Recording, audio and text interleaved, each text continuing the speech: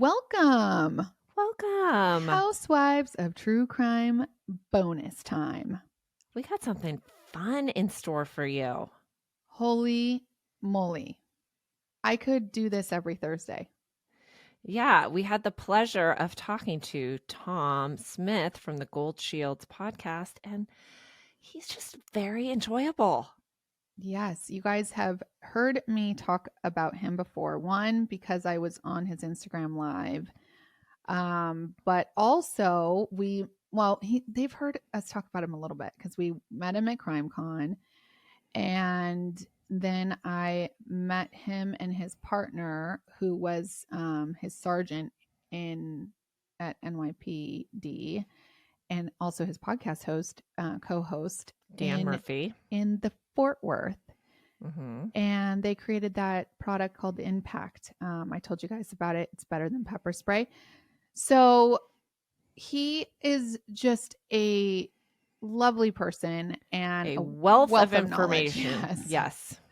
I mean, and he lets me ask him my dumb questions and doesn't even give me like side eye or something. I know, it's so good. I have so many more questions. So I don't think this is going to be our last interview with Tom. And I hope, and I know you guys will enjoy it because it's a little bit long, but I encourage you to stay till the end because I think his end story was really impactful. Great. Yeah. Yeah. Here is Tom.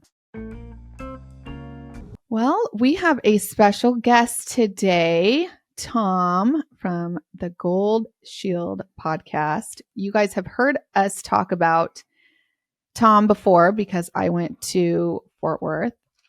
He is a retired PD, but I want Tom to tell you more about who he is and what he does. And so welcome, Tom. Thank you so very much for having me. It's what a pleasure. Yes, our pleasure, actually. Yeah. Okay. I could hang out with you all day. Oh, that's great. And you know what? And you know what? We mentioned this, I think, on our Instagram live show that we did with you. You know, you meet people throughout the course of this little run that we're on in our podcast world, and you know immediately who you click with and who's going to be friends and who you're going to work with. And you two were that. I mean, we literally talked for 5 or 10 minutes, and it was like, boom. Like we knew each other for a long time. And that's the best part of meeting at those places. Yeah. Well, we all speak sarcasm. That goes a long way. Not everybody does. That is true. Yeah, it's so true. Wise ass is a prerequisite. Yeah. That's so true. Okay. So tell us a little bit about who you are and where you have been in your life. Oh boy. Well, I am a retired NYPD detective. Was in the NYPD for 30 years, and people kind of scratch their head when they hear that because that's not the norm.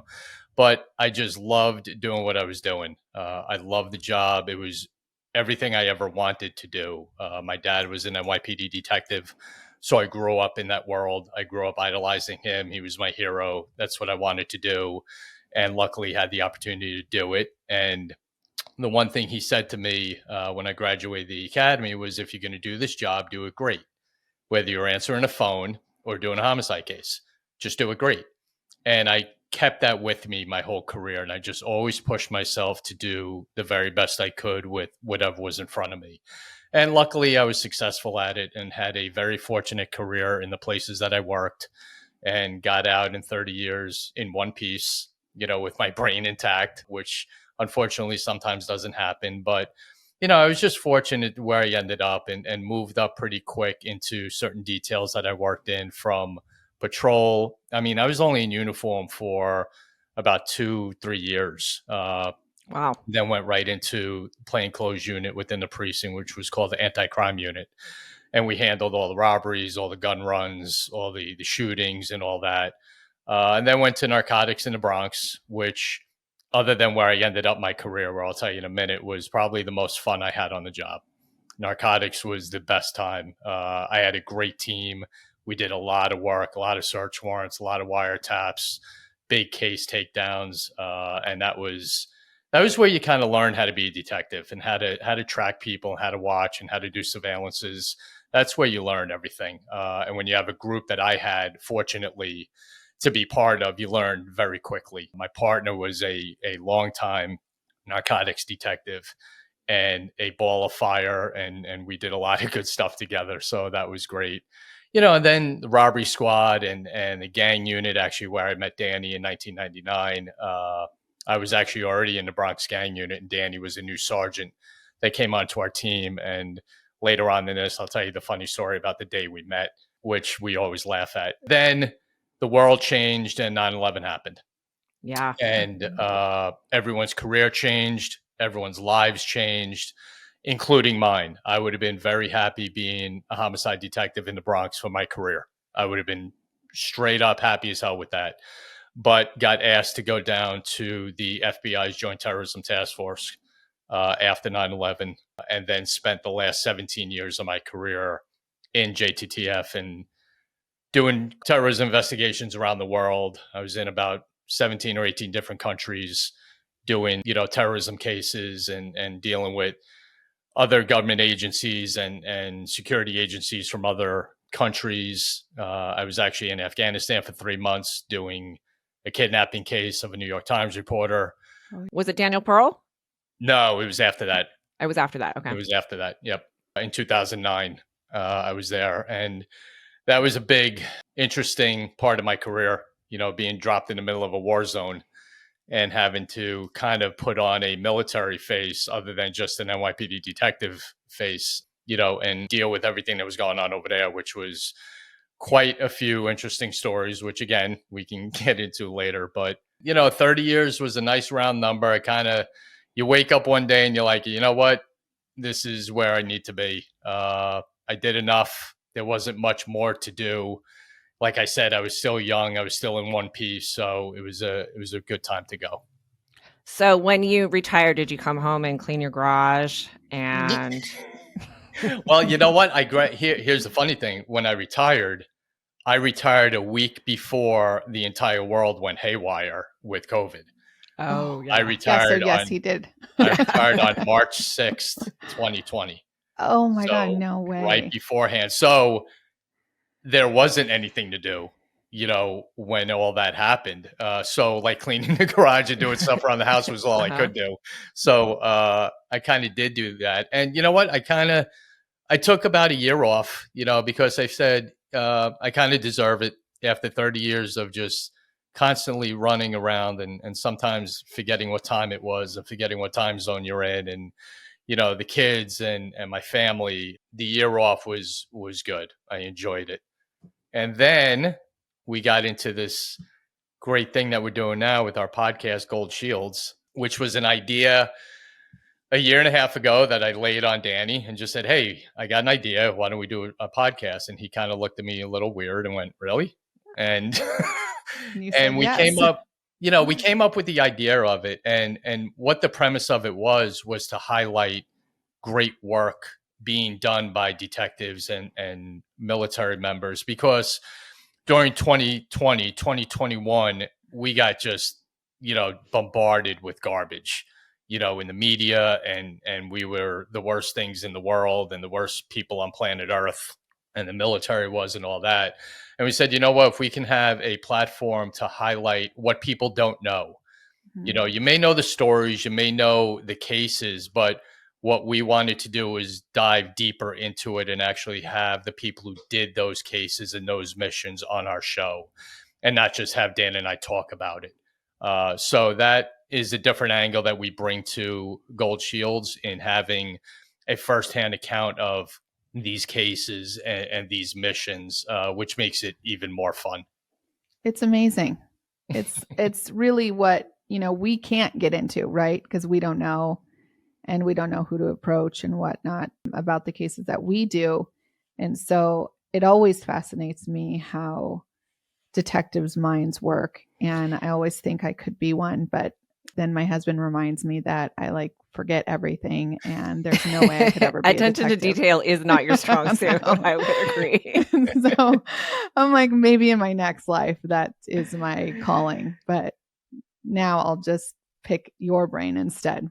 That's good. I'm so fascinated with it because it seems like, just from our point of view, when we do older cases, we always, point out it seems like some real old school detective work. Like they hit the streets, knocking door to door and made it happen. And now, I mean, it doesn't seem like that really happens. It's like everyone's found on social media or something like that. Like nobody leaves the desk. Right. And that's the big difference in the time frame of my career in comparison to what's done now. Like from 1990s when I got on, to 2020, everything changed. I mean, back in the day, and I hate using that term, but sometimes it just fits. Yeah. You went on the street because that was the only thing to do. No one had a cell phone. No one had a computer.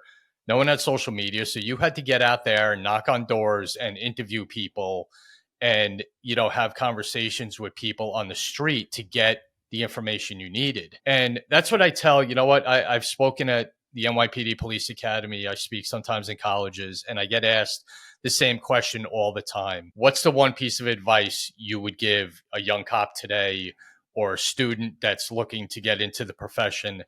And I say the same thing to all of them: work on your communication skills. Because if you can't talk to someone, you're not going to have a successful career. If you can't have a conversation, get out from behind your desk. I don't care. All the technology you have, that's great. But if you can't have a conversation with someone, then you're not going to be good at what you do. Right.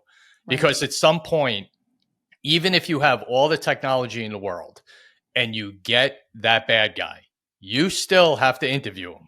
You still have to interrogate him. You still have to have that conversation with him. And if you can't do that, all technology in the world isn't going to matter because it's going to hurt your case going down the line.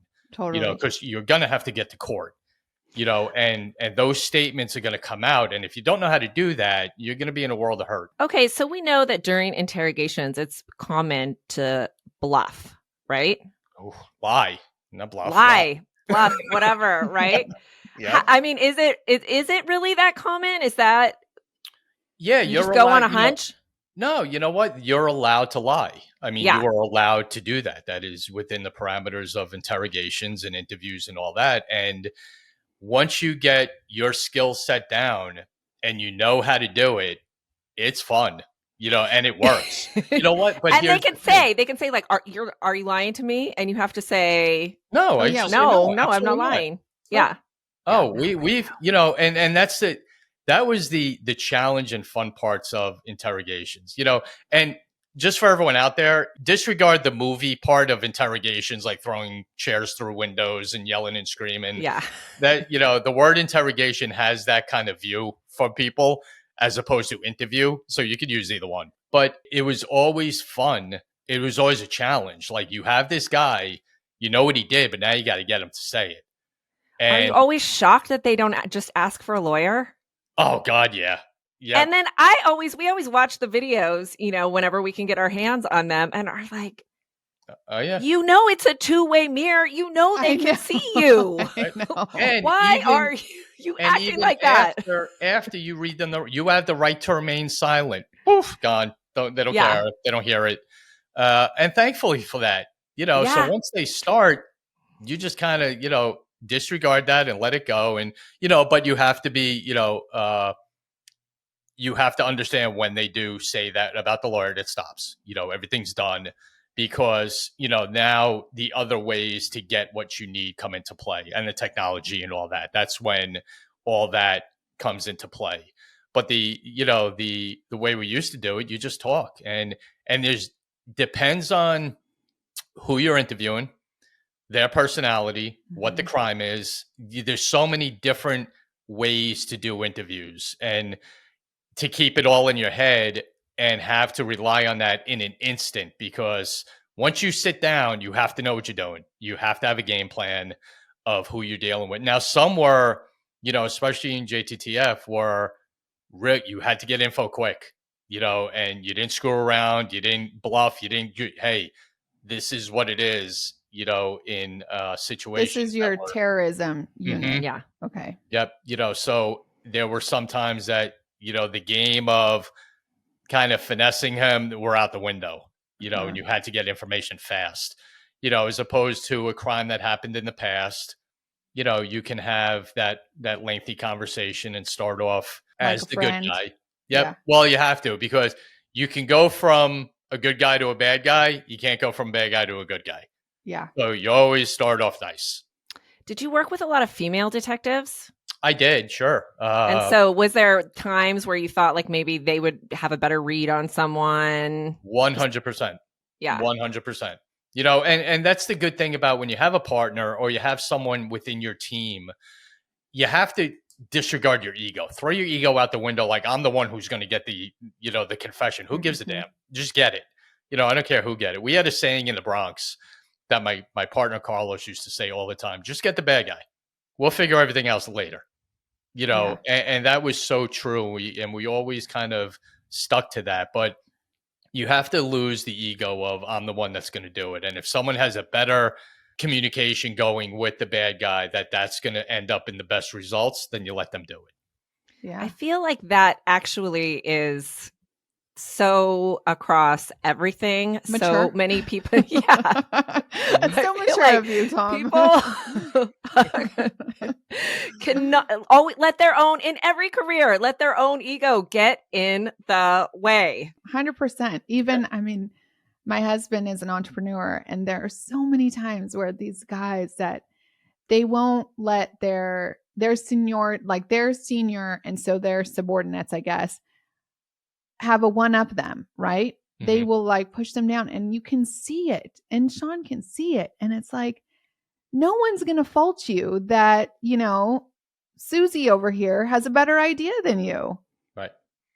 Right. She's not overtaking your job. So just calm down. Mm-hmm. So I could see how that would happen in police work, and just knowing and just drilling that into everybody, just like, hey, we're a team here. We're all working for the same good, the same outcome, finding who it is.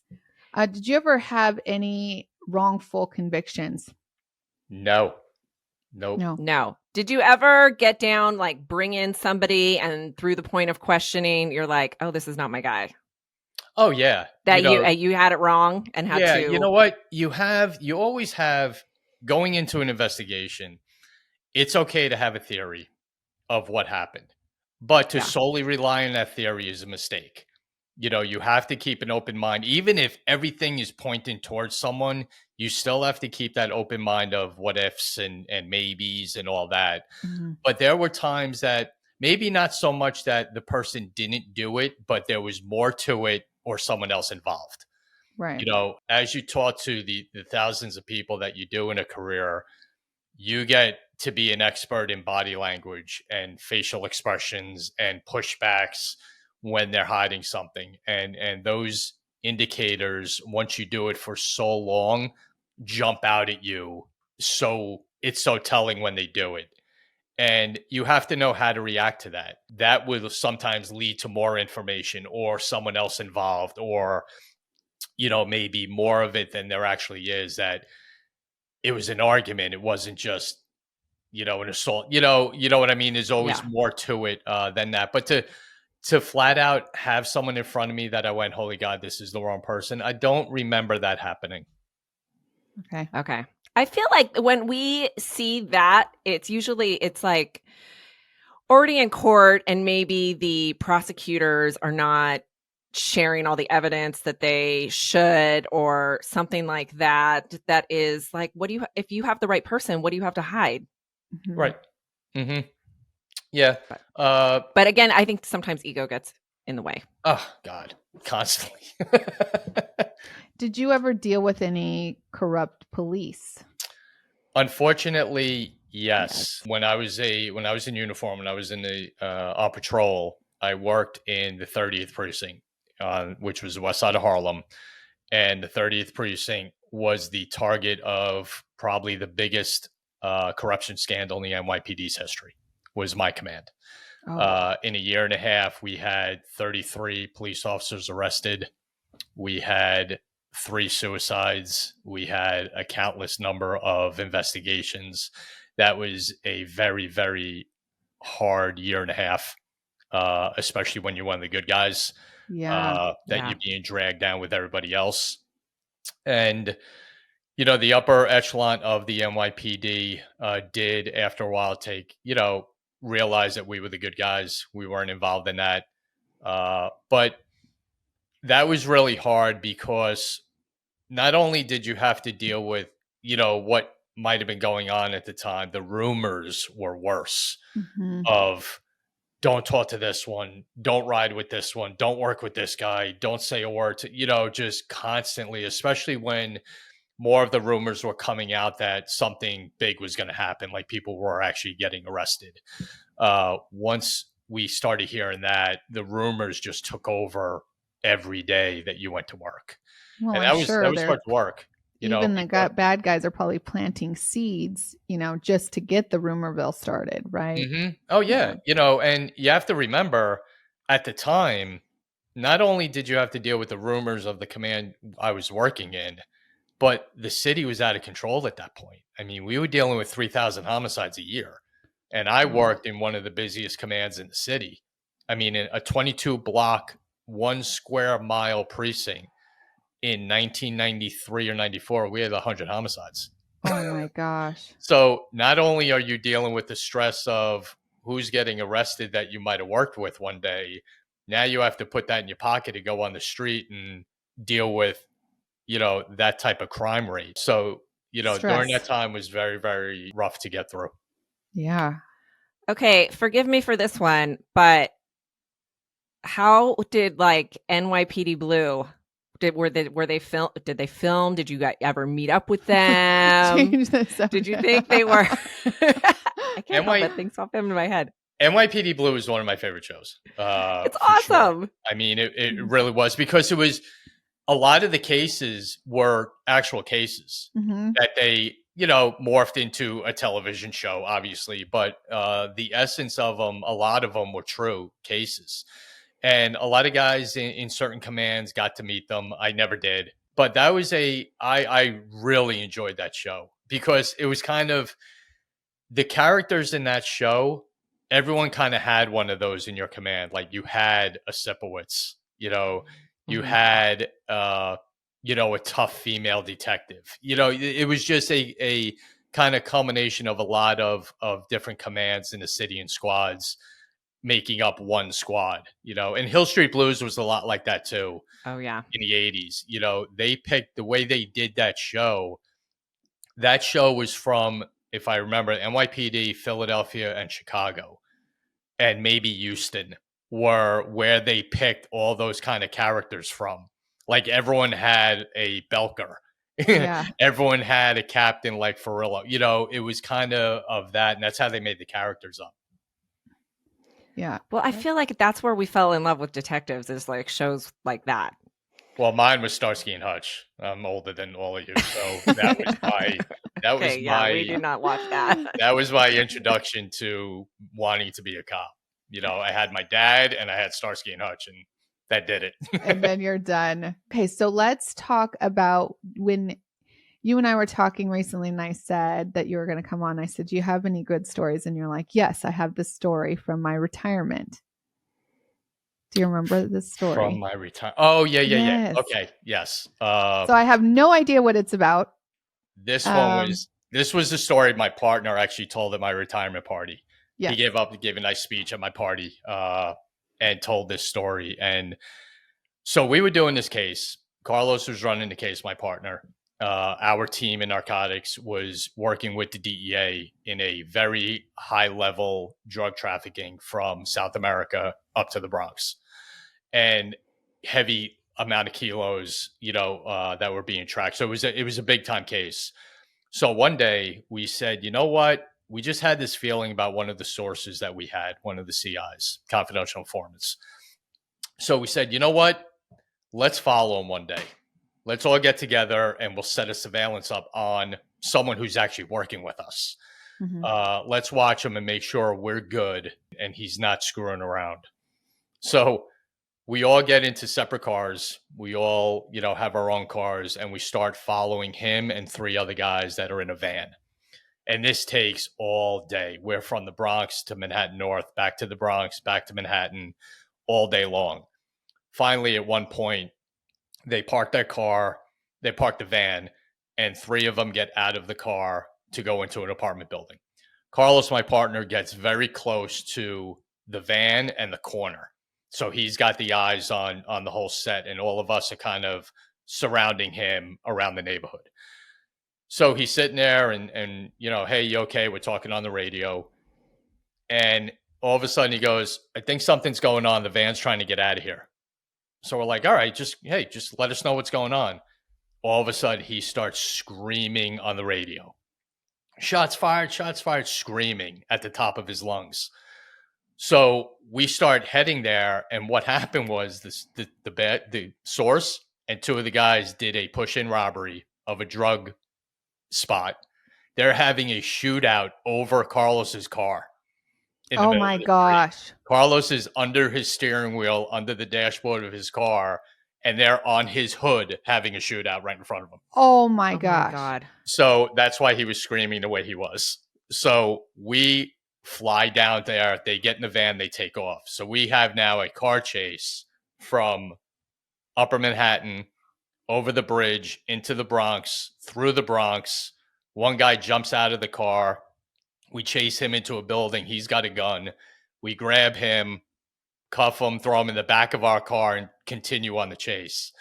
We end up stopping the van right near Yankee Stadium and getting them all, everything that was taken, and all that. So that was... oh my God, that is stressful. Yeah. Holy cow. So this guy that was your informant was not really, I mean, he's a bad guy. He was a real bad guy. Yeah, how does that whole confidential informant thing work? Can you explain that to us? Well, how it works? Yeah. Like how did you get that guy to do that? In the world, especially in narcotics and even, when we were in the gang unit, sources, confidential informants are necessary evils because you need them to get information because they can get into spots and locations and talk to people that that cops can't. So you have to, there's a certain way to get them on board and sign them up and get them, do you trust them 100%? Absolutely not. Never, ever, ever. There's a kind of length in the line that you give them, and that's it. You don't have a friendly relationship with them. They're sort of employees and you treat them that way. Because are they paid or it's just like, we're not going to charge you with this? It depends. Some work off a certain amount of time if we need them for something and we get them out of jail and we have their cases deferred. They can work that time off, or the ones who are just doing it to be good guys. And there are that. We did have sources that were just like, hey, I need to help out. I know these guys. I can get into them. Not a criminal. They're not bad people, but they want to help. Those people do have the opportunity to get paid. Wow. So there's times that you needed them.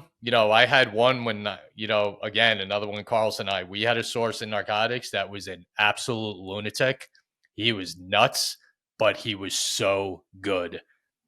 If we needed him to get into an apartment we knew was a stash house, he got in with no problem, but you knew had to, how much to give him, how much info to give him, because he was crazy, but he was really good at what he did.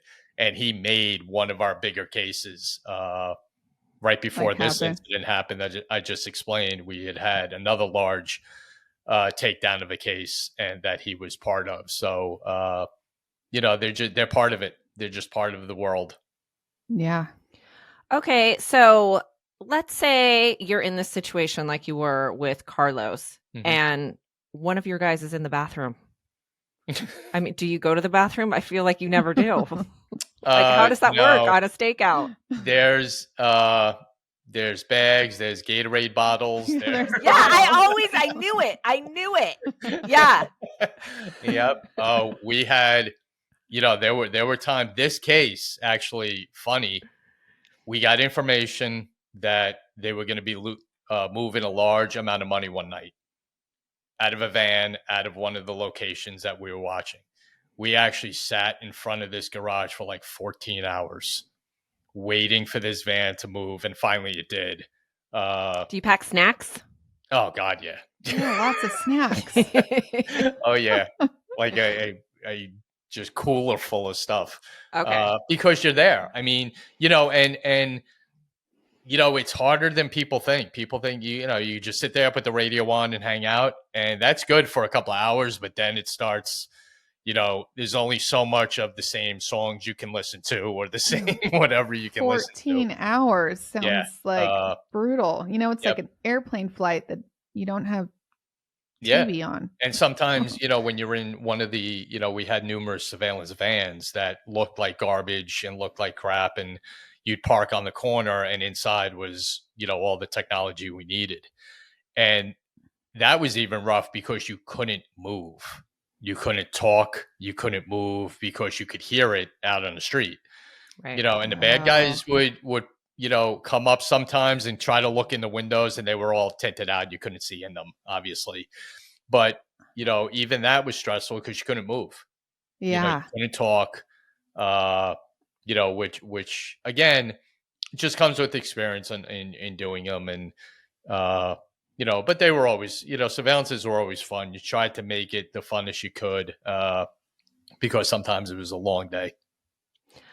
Okay, so we just did a case where the suspect was apprehended in a strip bar, and I read that 2 of the detectives were waiting outside, and then 2, he worked there, and 2 of them were inside. Mhm. So do you do a lot of that going inside? And do you have like a police credit card? Do you have to act normal, or do you act like, I feel like everyone can tell. Yep. Well, when you're in narcotics, you have investigators like I was who run cases and put cases together. Then you have undercovers. Okay. And undercovers are strictly used for undercover operations. They're Okay. the ones posing as drug dealers. They're the ones buying the drugs. They're the ones walking onto sets like that and walking in. And we have a certain amount of, when you're doing an operation, we get money that's given to the undercovers, so they have enough money when they're going in to do something to either spend a couple hours in there or an hour or whatever the case is. When you budget out a case, that's all part of it. So the undercovers are the ones who uh, are playing that role of the kids on the street or the money man in a organization, something like that. And I was lucky enough to have some great undercovers on my teams that were so good, and made us, made our cases. That sounds really like a fun job. Although I don't think I would want to go into like a drug situation, but If you had to sit in a strip bar, you're saying? yeah, if I had to sit in a strip bar Wait for the and spend dollar employee bills. and- yeah. It's really dangerous. Yeah, it And sounds like a very dangerous job. I gave them all the credit in the world. Some of the situations, you tried like hell when you were doing an operation to keep undercovers out of apartments. That was, Oh, yeah. You tried like hell, but sometimes it was, you couldn't avoid it. And the skill of undercovers in talking their way out of things, or having the experience of get in and get out, or not even going in, is where you relied on that experience. And not just the undercover would be stressful. If it was my case and we were sending undercovers into a location to buy drugs, we were stressed out as anybody because it's Mhm. ours. We're sending these guys in to deal with the subjects that we know, and you are holding your breath a couple of blocks away, listening to the recorder, and hoping to God, just get done, just get out. Yeah. And as soon as he got out of the apartment, you breathed. You took a Yeah, it breath, gets was like, okay, good, we're done. And that was hard. That was hard to do because, we all are, we're used to being in situations and dealing with it on our own. When you're listening to it and you have no control over it, that's hard to do. Mhm. Did you ever have like cases where you had to bring in SWAT? Yeah. Our SWAT team is called Emergency Service Unit. It's not called SWAT, but it's ESU. And it's the same concept. They are the most skilled guys and girls in the world. They are so freaking good. And it's funny, you bring that up, but there were times that we needed them. If we had information of a location, we were doing a search warrant in. Now, 99% of the time when we were in narcotics at the gang unit, we did our own search warrants, regardless of what was in there. But sometimes if we got info of, hey, there are 100 guns in there and maybe 2 or 3 people, ESU would go in. Mhm. Yeah. And that was actually the day that Danny and I met. That situation actually presented itself. Oh, tell us about that. Yeah. So I was already in the gang unit, and my partner and I at the time were going after the head of a street gang called the Nietas. Now, the Nietas were a really violent group. They actually got contracted by the Latin Kings to kill a police captain in one of the precincts. And they did take a shot at him, missed, but they were into contracts. So we were going after the head of the Nietas, and his name was Santana. And we couldn't lock him into something month after month. We knew he was a bad guy, but there was nothing he would touch. There was nothing we could get on him. So he drove us bananas for months. We end up doing a search warrant on an unrelated case one night. And we finished the location. I actually had to go do something. I forget exactly what, but I had left the city. My partner, Chris, calls me a few hours later and goes, "We got him." I'm like, "We got who?" He goes, "We got Santana. The guy we just locked up gave up Santana. He bought all the drugs from him. He bought a gun from him. He gave us the location. He was just there a couple of days ago. And the apartment is filled with weapons and drugs and vests and scanners and everything." Whoa. So we were like, "Oh my God, great. We got him." So we go down, we draw up the warrants. We set a date that we're going to hit it like a day or two later, because there was planning that had to be done. So that morning, I walk into the office, and who's standing in our office? What our new sergeant, Dan Murphy. And in the NYPD, we don't love change, Mhm. especially new people. So I'm standing there for a second in the hallway, just looking at him. I'm like, "Oh, who's this?" You're like, who's this guy? Right. Yeah. And he's like, "Hey, I'm Dan Murphy." Dan. "Hi, how you doing?" I'm like, "Great, let's go." He goes, "What are we doing? Let's go. Put your crap down. Let's go." He's Oh like, my "All God. right, fine." Puts it down. He goes, "Where are we going?" I go, "We're doing a search warrant and locking up, the head of the Nietas. Let's go." He's like, "Okay." So he's in the back seat of the car. We're driving to the location that ESU is going to hit, and we're explaining to Danny what's going on. And he's like, "Okay, sounds good." So they hit the apartment. Everything's in there. I mean, an arsenal of gun, weapons, and drugs and all that. But Santana's not there. So Oh. we do a big press conference that day with all the stuff that we got from the apartment, Santana's picture, his cousin's picture, of who we know he's running with. And the inspector at the time was like, "Okay, now you got to go get him." Oh, So man. Danny and I's intro to each other was staying at work for like 3 days, trying to Try. find him and getting information. We finally, on like day 3, got in touch with him on the phone and convinced him to turn himself in. So he turned And he himself in, turned himself in. yeah, at like 3 That's in the that's morning, amazing. in one of the precincts. And that was how Danny and I met. Wow. Okay, so when you have a big win like that, is it like TV where you all go to like the cop bar? Are there really cop Uh, bars? there are, sure. Absolutely. I never drank, so I would go and have my Pepsi with everybody. Yeah, but still, yeah. But yeah, I mean, you're excited that you got it done. Would you go out? Sure. That was part of it. And even bigger things sometimes you would go out, get something to eat, have a drink, have a kind of celebratory toast, that everyone's safe, everyone did it right. We got the bad guys. So yep, that does happen. Yeah. Okay.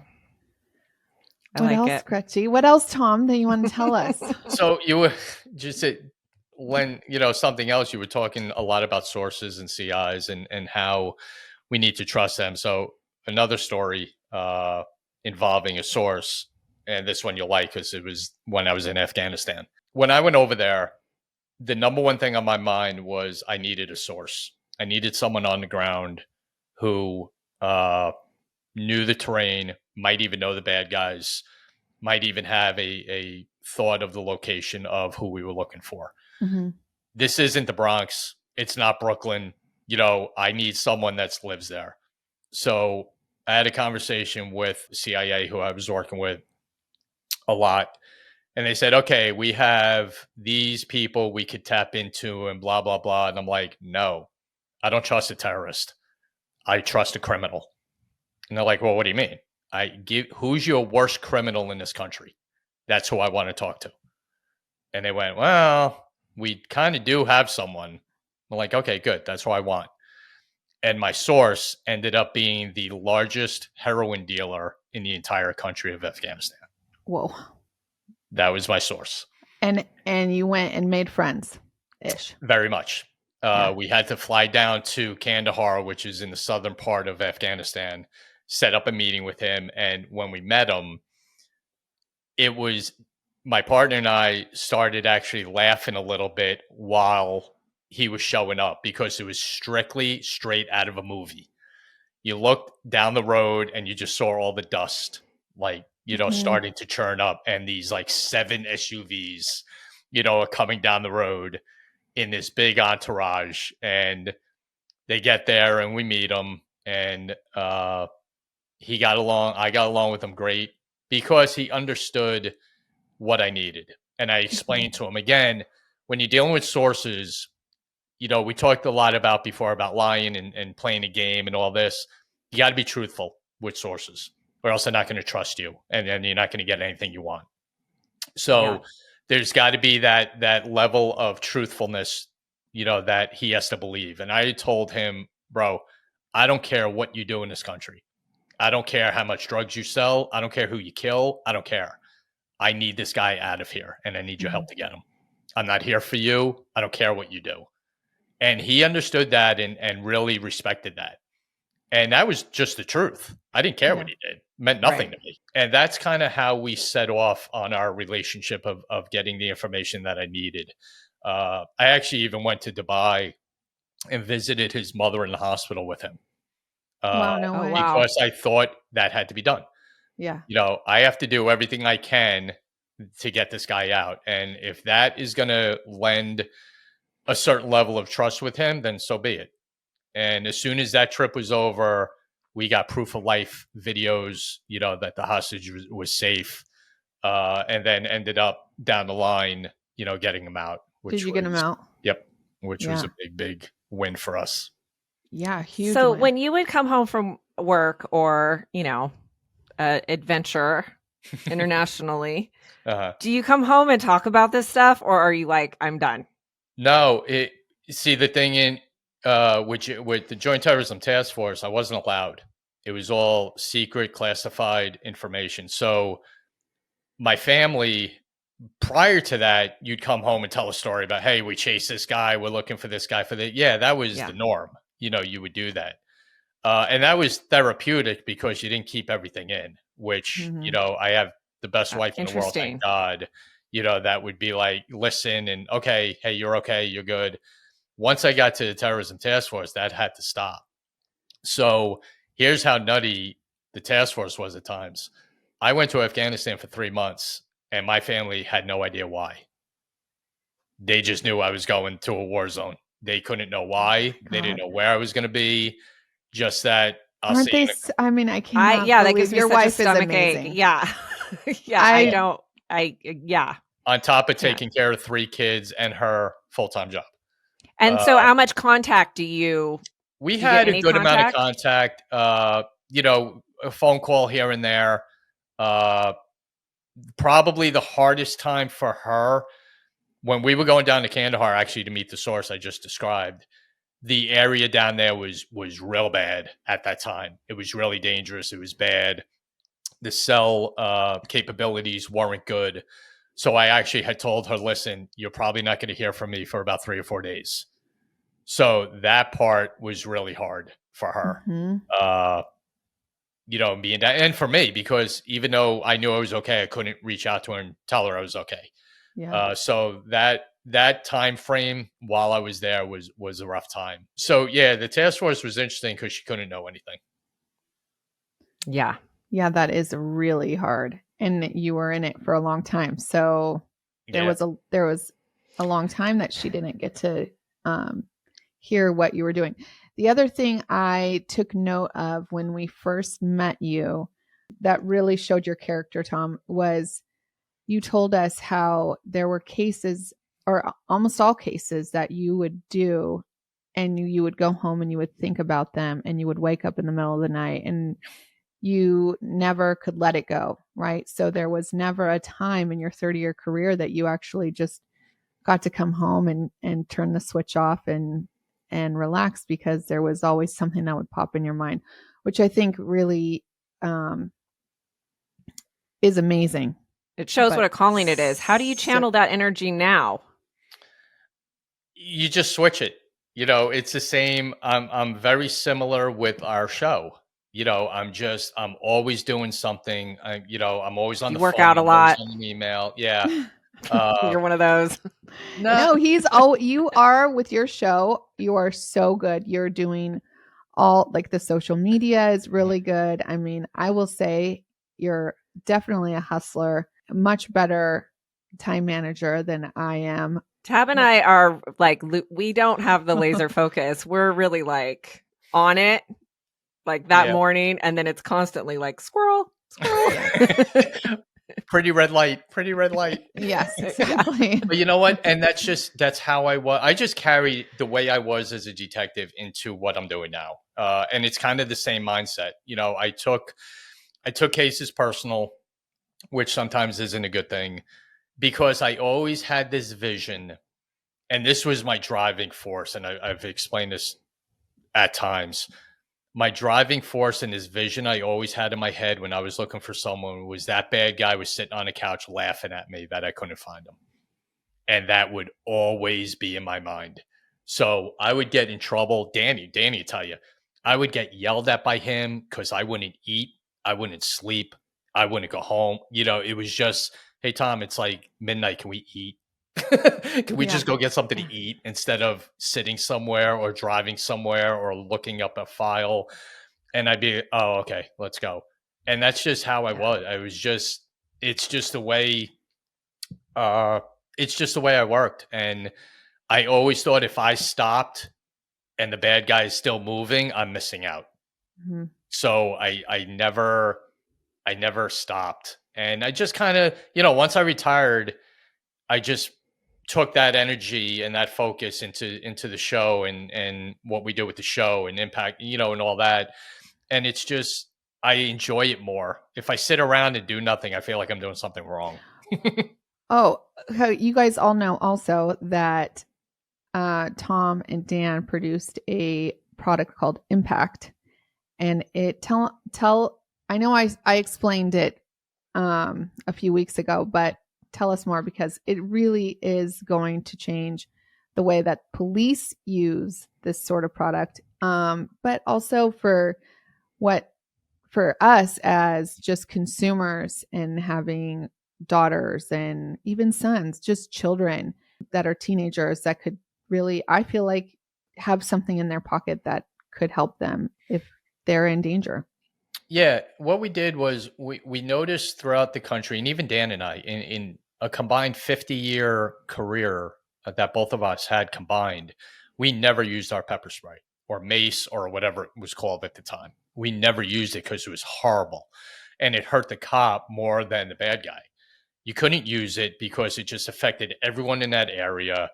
You were coughing, you were spitting up stuff, trying to lock the guy up that you just sprayed, and then once you had him under control, it took you an hour, if not more, to clean him up and bring him to an emergency room and get his eyes washed out. And, just the impact that it has and still has on your respiratory system of someone yelling you can't breathe, which is what no cop wants to hear these days, especially with the advent of everyone having a body cam.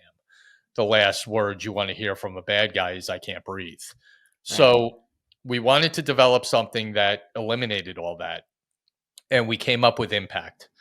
And what Impact does is the complete opposite of what pepper spray does. There's no cross-contamination, which means you can spray on the law enforcement side. You can spray a bad guy and jump right on him, and nothing is getting on the cop. You can spray it in a car, on a bus, on a plane, in an elevator, and the only person affected by what comes out of that can is the bad guy. It's an extreme eye irritant. It burns your eyes. You cannot see.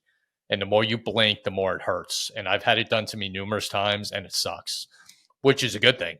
But there's no impact on your respiratory system. So the whole concept of I can't breathe is out the window.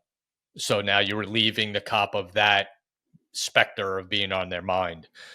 We also have a UV dye identifier in it. So if you happen to spray someone and for some reason they get away, you can find them later and shine a black light on it and it'll come up. They're covered in it.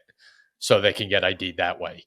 And it's getting around, and the word is getting around as Tab, you noticed while we were down in Texas at Tarrant County Sheriff and did a demonstration down there. And that went great. And we're on our way back down to Texas to the Sheriff's Association of Texas Expo to do another live demonstration in front of a couple of hundred sheriffs. And who's taking on the guinea pig role of getting sprayed? We'll find someone.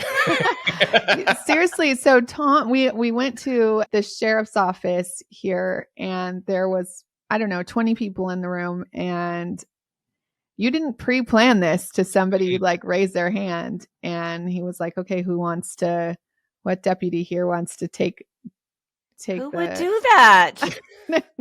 They do. But yep, we had a brave guy do it, which was awesome. And here's one of the best parts, which I was saving for last. On the law enforcement side, like I said, the cleanup with pepper spray is horrible. It reactivates. You can't get it out. So with impact, once they're under control, all you need is about a half a bottle of water, and you pour it over their eyes and you wipe it away, and it's gone in seconds to a minute.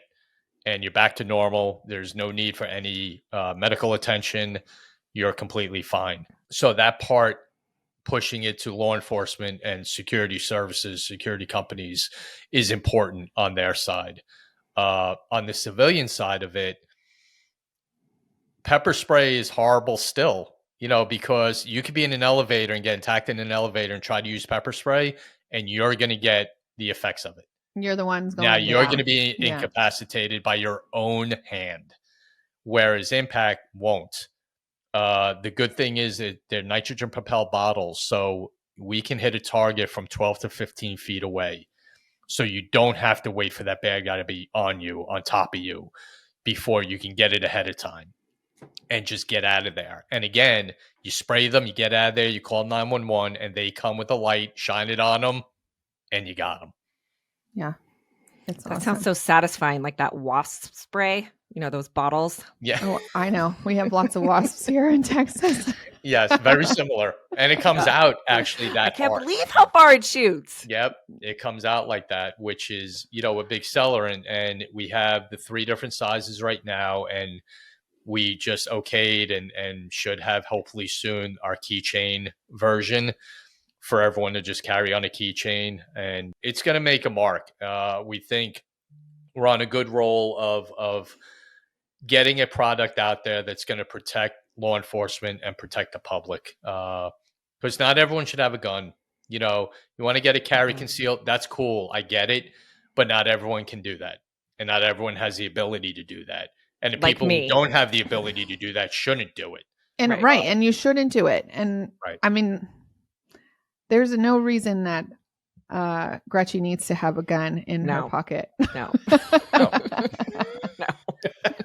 But you can have impact. Yes. I can handle it. Yeah. And I mean, I think that for my daughter, that's the first thing I'm like, here, you're going to take this around because, if you're out at the mall or somewhere and you just never know. Yeah. I mean, we do these cases all the time where, this one coming up that I'm doing on Monday, I'm doing the Wade Wilson case. This case, the tattooed face guy. Oh, yes. Got convicted. Yeah. Yes. He picked up a lady walking to work in broad daylight, 10 o'clock in the morning. She asked where the high school was. She was down the street from the high school, and he was like, "Oh, I just drove by there.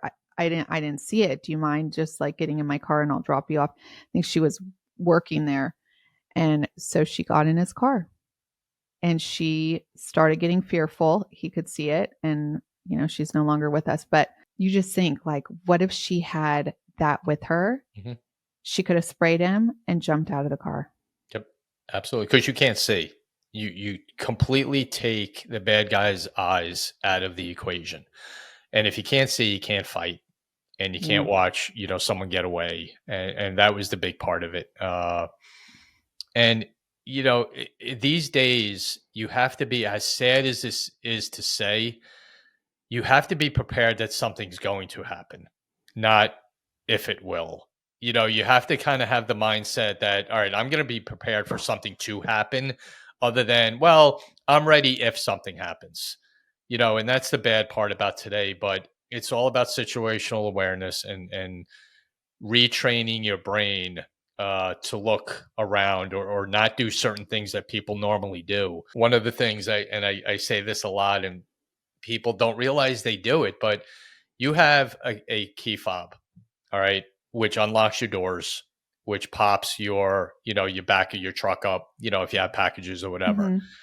That device works the same time whether you're standing next to your car or you're 200 feet away from your car. So why would you unlock your car 200 feet away from when you get there? Why? The lights blink. So if there's a bad guy hanging out in the parking lot, he knows where you're going. He knows the car you're going to already. Why would you unlock, lift the back of your truck up 100 feet before I'll you tell get you there? why, because I never remember where I park, Tom. Okay, you got me. Okay. This is also why we're not detectives. We And that's can't why even you are remember not where. having a gun. And that is why she's not having You a know gun. why? Because I would never I would not remember. I don't remember how to, load and check if it is and be responsible. I have lived on boats, worked on boats for the last 20 years. I cannot tie the damn knot around the cleat. Like, we just recently got a new boat in the harbor to save my life. Like, to say it drives my husband bananas. Yeah, is this what you guys get in fights with about now? You should not give me a gun. Oh, we're not. We're not. Yeah, we're not, Gretchen. Don't worry. You're not even coming shooting with me when you get here to Texas. Not even. I don't even know if I trust you that much. Yeah, you shouldn't. Not going to be even in the same, what do you call that, like little compartment thing when you go shooting? Your lane, your shooting point. Okay, I have one more question. We're talking about like situational awareness and stuff like that. So how was that with your kids? For example, Tab and I are pretty, I don't know, extra. I don't let my kids go to the park by themselves, stuff like that. And they give me a hard time about it. And people often say to us, it's like, oh, because you do so much crime stuff. And I say, maybe, but I was kind of like that before. But how was that? Would you let your kids go to the park by themselves? No. No, we were, there's things that at a certain age you'll get to and they become independent, which is unavoidable, but what we tried to do is you teach them everything that is right with situational awareness, with looking around, with watching your surroundings, with having a plan. I still tell my kids are 28, 24, and 21, and I will still tell them if they're going to a concert, they're going to a ball game, hey, have a plan, have a meeting point. If the worst case scenario happens, where are you going? I'll still tell them that to this day. And they'll look at me and go, no, I know. So that's already in their head. And I did that with them growing up. If we were walking somewhere, I would goof around with them and say, what street did we just pass? Oh, well, what do you mean? Oh, yeah, that's where are we? Where are we right now? If something happened right now, where are you? That is a really good advice. Yep. I did that to them all the time. Now you have your kids are on the phone in the car, right? On their devices. And what I noticed is I'm like, I don't even think they know where they live. I think if I dropped them off on the other side of town, they would not be able to walk home. Yeah. Whereas we were kids, all we had to do was look out the window. So I think when I started driving, I knew every street. I could still tell you every street in Ventura, and what neighborhoods had what streets and whatnot. But It's Now we're so different dependent today. on navigation and stuff. It's like Yeah. you don't retain, you don't use that Yep. muscle memory. Yeah, Yep. but But if you get into a situation where you're with a bad guy and the bad guy grabs your phone and throws it in the woods, what where are are you you? going to do? Where are you? And I did that to him all the time. You know where I learned that? I actually learned that when I was a rookie because I had a training sergeant that would do that to us. You'd be driving, and sometimes he drove, and we sat in the front seat, the back seat, whatever. And he would drive down a certain street and put the car in park. Go, where are we? If I jump out of the car right now, and chase a guy into a building, what street are we on? And you're like, damn. All right. Yeah. Mhm. So And you got to know. right. So I actually took that and brought it into their lives of, knowing where you are and and tricks. There's times that they go into the city, for a concert or, and I tell them, don't be afraid to turn around, look around, Mhm. know where you are. I told them one time, use the mirrors of stores, the windows, look in the windows, see who's behind you. Yeah. See who's walking behind you. Use the reflection. There's certain things you can do that this day and age and what's going on in certain cities, you have to step up your game and you have to be more vigilant and more aware of what's going on because it's only going to help you. I agree. We are so far from that. I remember Tab told her daughter something like, do you remember this? I think Kyla What? was like 5. You said, okay, it was like stranger danger talk. And you said to her, what do you do if somebody, offers to show you their cat or something at the No, park? And 'cause she she's like, Mom, if they have a cat, I'm going. because it was that's so funny you bring this up because I just brought this up to my kids the other day. So it was, if we're somewhere and there's like, somebody offers you candy or whatever, and then I'm like, okay, but what if they say they have puppies? Oh, yeah. And she is like the hugest animal lover. And she was like, well, if they have puppies, they're not going to be trying to get you. And I'm like, oh, no. They actually don't really have puppies, honey. Like, they're just telling you that, So I brought that up the other day because we were talking about now she's older. So she is becoming, more independent. And like you said, when they grow up, there is a sense of they get into high school and there's the sense of like, they need their independence. And you only have 4 years to kind of teach them how to be Right. an individual on their own, where they're Yep. going to have full capability of doing whatever they want to do in college. So lots of learning lessons, but I just told her that again. I was like, Yeah. because I always say, I'm like, if you are at the movies or you're somewhere, you need to look around. But also, I'm like, if somebody comes up to you and talks to you, you have to have some sort of instinct Yeah, of, go with your gut. yeah. Absolutely. And two quick things. You mentioned my kids and situational awareness, and my kids knew the layout of their high school like it was their backyard because I told them you have to know where every exit is, where every window goes, where a landing out a window is if something happens in your school. All right. They always had a meeting point. There's a Dunkin' Donuts down the street from their high school. That was their meeting point. Get out of the school, go down there. I'll meet you there, if anything were to happen. And one day I was actually driving by the high school with my son, who at the time I think was a freshman. And we drove by the school and he goes, "Hey, Dad, see that landing?" I'm like, "Yeah." He goes, "That's the second floor window near this classroom." He knew every classroom, every window that led to a landing that he could jump out if he was on that floor. And I looked at him, I went, "You know that?" He goes, "Yeah, that's what you told me. I know where, the windows I can jump out." And I'm like, wow. So fast forward that year, we actually have a case that we stopped a school shooting from happening in their school. In your kid's school? 6 days before it was going to happen. That was my case. Oh my gosh, how scary. Yeah, that was a rough one. We got called from the local police department, which is my town, because at that point I was working in the satellite office outside the city Mhm. for the task force, which was 5 minutes from my house. And we get a call one day from the local guys. He actually talked to my partner, and she called me and said, "Hey, we got a problem with the school." I'm like, what's up?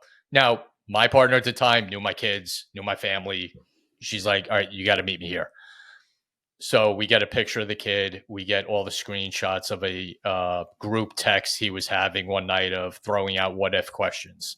What if someone happened to shoot the school up? What if someone left a note in the class? The whole trickle down thing that they all do. So we get the case. Now I realize it's their school. Now I have to balance being a dad and being a detective and making sure they're okay and making sure we get the bad guy. So we were able to get into his social media accounts through covert stuff that my partner had, and she was so good at that, and reeled him in, got him to accept all these things, so we had a better visual of what he was posting. And it got really bad. His two heroes were the Columbine shooters. He was researching and going into Dick's Sporting Goods of the worst shotgun shell that could impact the human body. I mean, just a whole load of stuff. And then we started to talk to more people and realize that he kept asking everyone when the last day of school was, which is another indication. Because they have an inability to keep it inside them. They have to leak out what is on their brain, and they can't keep it to themselves. So they do what's called leaking. So we realized the last day of school was going to be the target, and we were about 6 days from that. And the last thing he posted one night was, "I need a gun." And he was actually in Maryland at the time. So that was enough for us. We did what we had to do. We got a search warrant together, went to the house actually while he was on his way back from Maryland, and set up inside his house and around the house. So as soon as he pulled into the driveway, we jumped out, we grabbed him. And that was the most satisfying arrest of my career. Yeah. In 30 years, that was it, because then we go into the house and we find the diagram of the classroom he was going to do this in. And he circled the desks of the people he was going to target. And on the back of that paper was his hit list. And the hit list was 5 guys I personally knew. I knew their families. I knew them. They were friends of my kids. So that was very satisfying. So we actually. But he hadn't actually done it. So how long does someone like that? What do you charge them with? How much time does he serve? We actually arrested him 3 times because we locked him up the first time for terrorist threats and, all that. Then he was out. He did it again. So we locked him up again. And then he did it again. And then the last time, we actually locked him up federally. So he ended up doing 5 years in a federal jail. Okay. And when they're in jail, how do you you want to hope that this person gets some sort of rehabilitation, or what kind of, there's something going on inside their soul that is, they're having some major problems like insecurities and trauma, and God knows what they kind of grew up, what kind of family they grew up in. I don't know. There has to be something that has triggered their brain to want to do something like this. So how do you make sure that when they get out in 5 years, it's not going to happen again, or they're going to go, become a serial killer? Yeah, that's the tough part. We're not, unfortunately, we have a certain job to do, and we're not babysitters. That's the rough part of it. And that was something that took a lot into explaining to the town, explaining to the parents that, listen, at some point he's getting out, and there's nothing we could do about that. That he's not going to jail forever. Yeah. At some point, he's going to be out. So you have to be aware of that. And you hope, all you can do in that situation, Tab, is you hope the help that's out there he gets. But we have so much other stuff going. We can't, just hold his hand through that entire process. And you hope something, as quick as it triggered into one area, you hope it switches and goes back to some sort of normality, whether it's medication, whether it's therapy, whether it's talking, whatever it might be. But, we're limited into what we could do after an event like that. I hope just with the youthfulness that comes with these kids doing this, that it would trigger. I think that Yeah, like they develop their cerebralness. yeah, and then you Yeah. realize that whatever was going on inside of you when you were 18 or 17, 16, 15 isn't as traumatizing or life-threatening, or you break up with your boyfriend, you think it's like the end of the world, when you're 14, 15 years old, and then you become 28 and you're like, oh my God, I can't even believe I was crying over that douchebag. So like you just Yeah. you There's just have a maturity. different brain, maturity. And so I hope that happens. That's really, do you still scares follow me. that guy? No, I mean, there's being retired. I actually just mentioned him to someone the other day, and he's like, yeah, he's been kind of quiet. So they know, they're aware of it. They're aware he's still around. And that's all you can do. You hope the guys that are still working after you leave just are still aware of it. And it's a small town, so everyone knew about it. It hit the news, Yeah. it hit the national news, it hit, it was a big, big deal when we ended up getting him. And everyone who remembers that graduation, including my daughter, who was a senior at the time, their graduation was a war zone. It was, because we locked them up a couple of days before graduation. So as much as we were 99.99% sure he was alone, there was still that 0.0001% that maybe he had somebody else.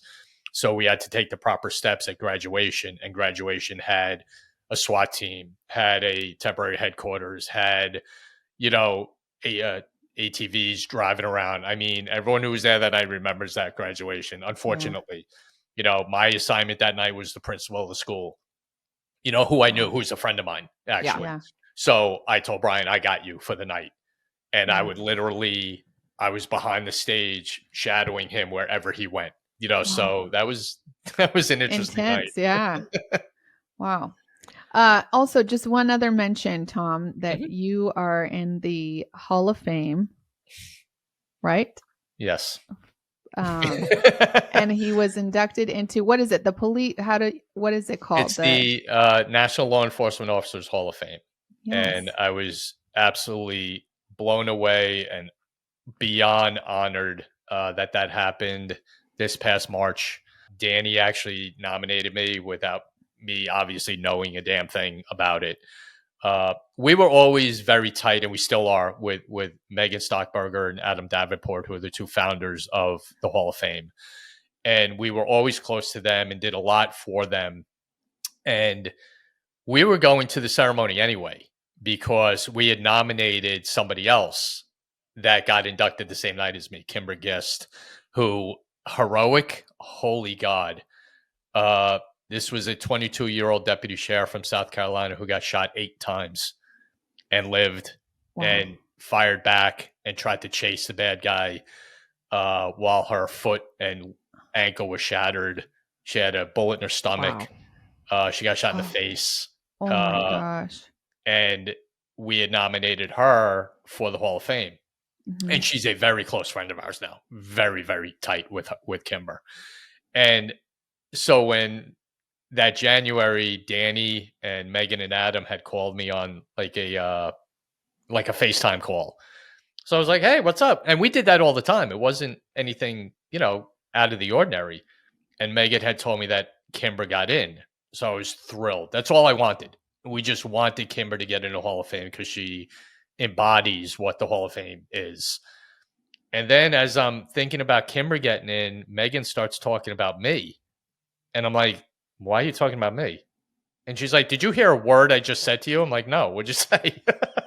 So then she told me that I was also getting inducted and given the Lifetime Achievement Award, which I didn't know what to say. I was speechless. Did you cry? It was rough. It was it was a shock, but beyond words honored to be there that night with so many others who got in and went through traumatic situations and traumatic events that they got into the Hall of Fame, and to share that night with them.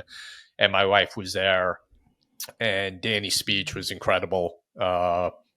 Inducting me, and I had the opportunity to get, say a couple of words, which was great. And a lot of the focus of what I said was my wife. Yeah. That was a big part of my We speech. appreciate that. Yes, we do. And you know what? The best part of the night, I have to say, everyone who got inducted, when they went up to the stage to give their speech and get, their trophy, got a standing ovation, which was great, which was such a great feeling. And when I mentioned Ange during my speech, she got a standing ovation. Oh, I And she's love the only that. one who didn't get inducted that night that got one. That's awesome. So that was the best part of the night. That's so great. All Love right. it. Well, we should probably wrap this up, but I want to say, thank you for Yes. all of your service and genuinely making the world a safer place. We Yeah. are indebted to people like you, and you don't get enough credit. No. A standing ovation is not enough. Tom's And tell come us where we can find tell Yes. our listeners where they can find your podcast. Okay. Well, first of all, thank you very much. That means a lot. When you do that, when you go into law enforcement, you go into it, you don't have an outlook of what your career is going to end up being, and you hope you do the best, and you hope you have great people like you who acknowledge what we do, and not just me, not me, just everyone who does it. It means a lot. So thank you very, very much for that. Gold Shields, the goldshieldshow.com is our website. You can see Gold Shields on every conceivable audio channel, iHeart, Amazon, Apple, Spotify, all of them. There's some that we don't even know we're on that we get, I'll get a notification of what's that, which is great. And we also have our video channels on YouTube and Rumble, where you can watch the show if you don't want to just listen to us and actually see us. So that's where we are. And it's out, usually get one out once a week. The next one's coming up soon, which was a great show that we're excited about. So, it's just fun. We have a great time, and it makes it even more fun. And I'm not just saying this, and you guys know me by now, meeting people like you who have done this for a while and are successful, that we have the ability to look up to.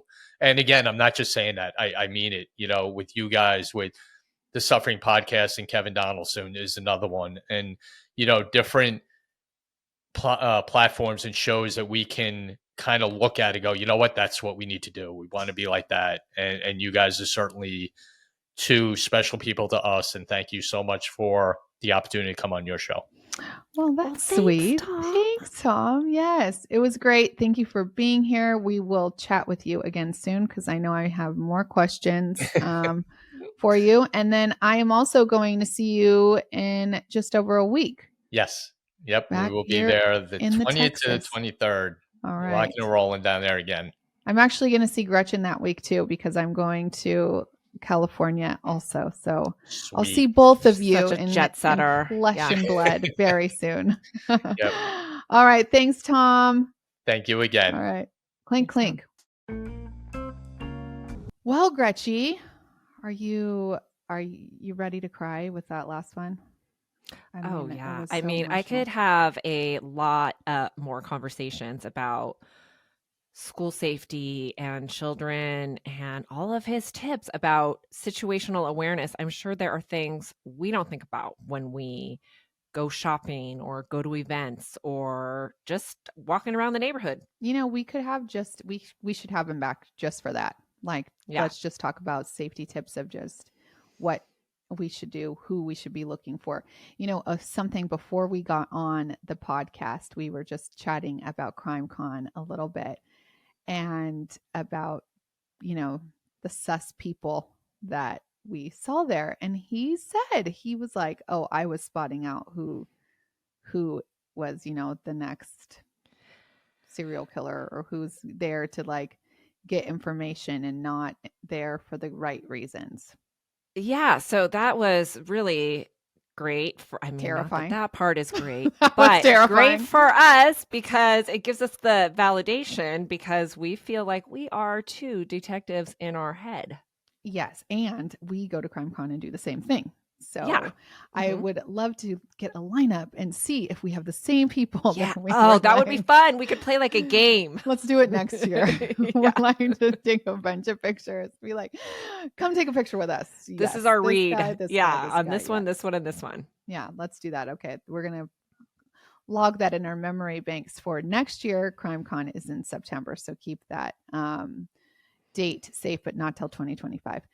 But anyways, that was a great show. Thank you all for listening. Thank you for being our Patreon members. If you are watching this on YouTube and you are not in our bonus content, or if you get this on, I think we'll release this at some point for everybody to hear. These are the things that we talk about on our Patreon and our Clink Clink Club if you listen on Apple. So it's definitely worth it to join our club. So do it now if you haven't already. It's one way to support us too. So I think that's all for today. Clink, Yep. clink. Clink, clink.